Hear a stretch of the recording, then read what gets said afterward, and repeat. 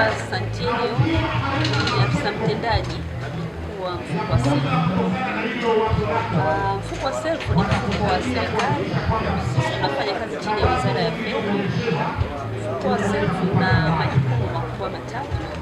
Kwanza, tunatoa mikopo, tunatoa elimu ya fedha na pia tunatoa bima.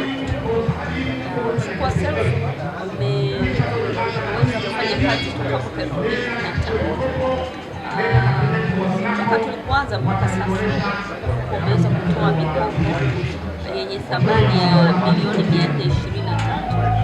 lakini pia tumeweza kuwafikia walengwa wanufaika ambao ni 400,000. Na katika mwaka wa fedha katika mwaka 2025 mfuko umeweza kutoa mikopo ya milioni 43 na pia iliweza kufikia wanufaika 38.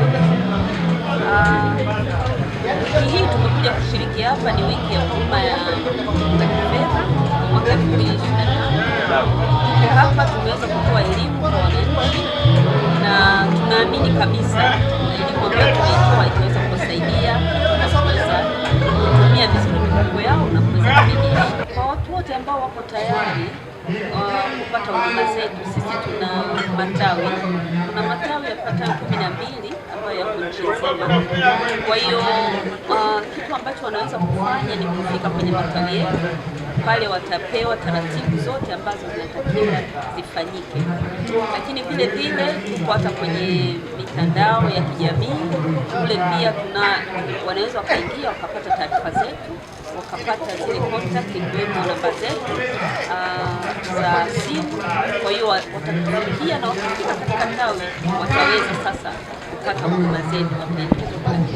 Mimi nachoweza kusema kwa Watanzania ni kwamba huduma za mikopo zinasaidia, ila mtu kabla aje kuchukua mkopo awe anajua kabisa anaweza kupeleka katika eneo gani ambalo linaweza kuzalisha.